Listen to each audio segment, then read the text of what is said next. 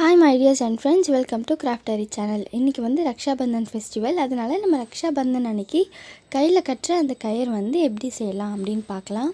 இதுக்கு வந்து நான் கொஞ்சம் கிஃப்ட் பேப்பர்ஸ் எடுத்து வச்சுருக்கேன். அந்த பேப்பர்ஸில் வந்து நம்ம இப்போ என்ன செய்ய போகிறோம்னா, சென்டராக ஒரு சர்க்கிள் ஷேப் வந்து கட் பண்ணி எடுத்துக்க போகிறோம். ரெண்டு கலருமே நம்ம வந்து ஒரு சர்க்கிள் ஷேப் கட் பண்ணி எடுத்துக்கலாம்.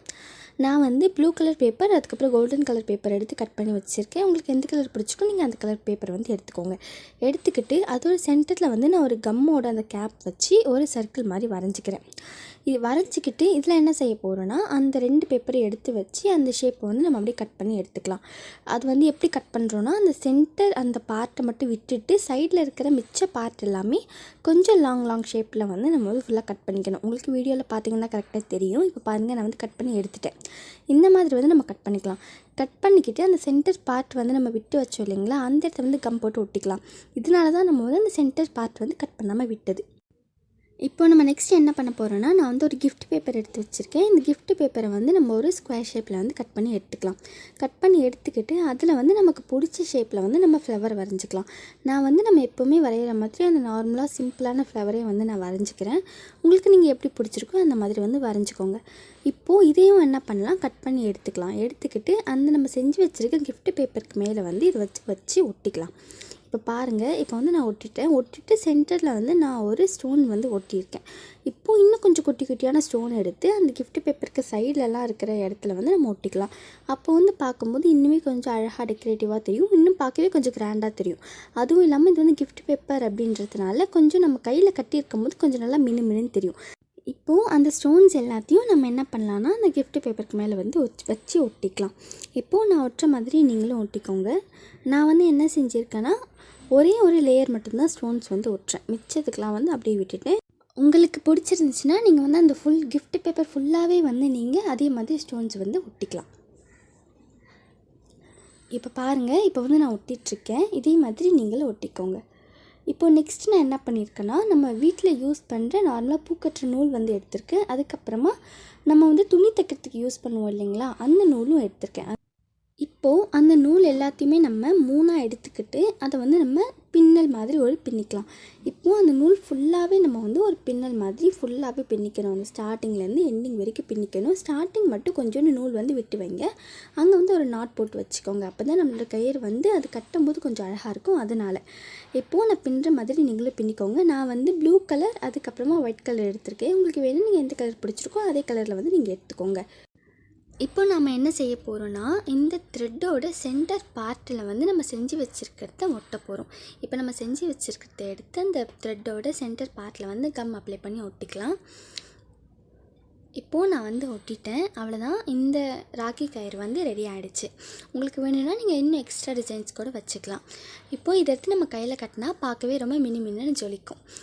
இப்போ பாருங்கள், ரொம்பவே அழகாக இருக்குது பார்க்கும்போது. நான் கையில் வச்சு காட்டுறேன் பாருங்கள், எவ்வளோ சூப்பராக அப்படியே மினுக்குது. இதே மாதிரி வந்து நீங்களும் பண்ணிக்கோங்க.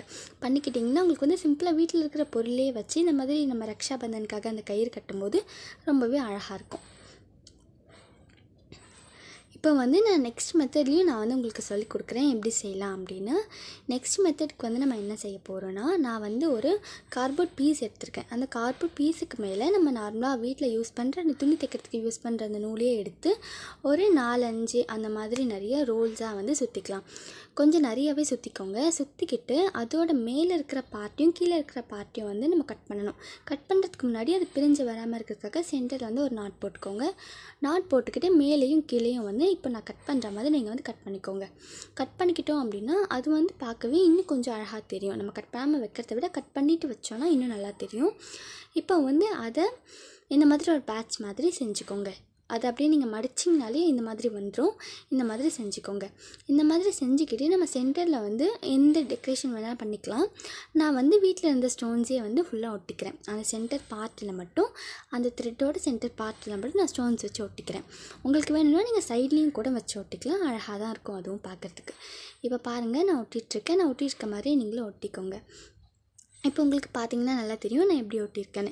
இப்போ நெக்ஸ்ட் என்ன பண்ணியிருக்கேன்னா, இதுக்குமே நான் வந்து என்ன பண்ணியிருக்கேன், 2 பூக்கட்டுற நூல் வந்து எடுத்திருக்கேன் ஒயிட் கலரில். அதுக்கப்புறமா ஒரு பிங்க் கலர் நூல் வந்து எடுத்திருக்கேன். இது 3த்தையுமே பின்னல் மாதிரி பின்னியாச்சு. இப்போது இதோட சென்டர் பார்ட்லையுமே நம்ம என்ன பண்ணிக்கலாம்னா அந்த பேட்ச் வந்து எடுத்து ஒட்டிக்கலாம். இப்போது அவ்வளோதான் ஃப்ரெண்ட்ஸ், இது வந்து ரெடி ஆகிடுச்சு. அதாவது இப்போ நம்ம செகண்ட் மெத்தடாக செஞ்ச இந்த ரக்ஷா பந்தன் கயிறு வந்து ரெடி ஆகிடுச்சு. இதுவுமே நமக்கு வந்து ரொம்ப சிம்பிளாக இருந்தாலும் பார்க்குறதுக்கு ரொம்பவே அழகாக இருக்கும். ஏன்னா நம்ம வந்து வெறும் நூல் மட்டுமே வச்சு செஞ்சுருக்கிறதுனால பார்க்கும்போது இன்னுமே கொஞ்சம் அழகாக தெரியும். ஓகேங்களா? அப்போ பாருங்கள், இதையுமே நான் வந்து கையில் வச்சு காட்டுறேன். ரொம்பவே சூப்பராக இருக்குது பார்க்கும்போது. அது வந்து நம்ம கொஞ்சம் நிறைய லேயர்ஸ் போட்டிருக்கிறதுனால அது வந்து பார்க்குறதுக்கே கொஞ்சம் அழகாக தெரியுது. இது வந்து நான் ஸ்டார்டிங் பண்ணது, இந்த பிங்க் கலர் வந்து நான் ஸ்டார்டிங் பண்ணி வச்சுருந்தேன். சரி செஞ்சு பார்ப்போமே எப்படி வருது அப்படின்னு. அதுவுமே நல்லதாக வந்துருந்துச்சு. இப்போ பாருங்கள், நான் வந்து நம்ம செஞ்ச 3யுமே வந்து நான் வச்சு காட்டுறேன் எப்படி இருக்குன்னு பாருங்கள். ரொம்ப சூப்பராக இருக்குது. இப்போ வந்து இது நம்ம கடையில் போய் வாங்கினோம் அப்படின்னா கண்டிப்பாக வந்து ஒரு 15-20 அந்த மாதிரி தான் இருக்கும்.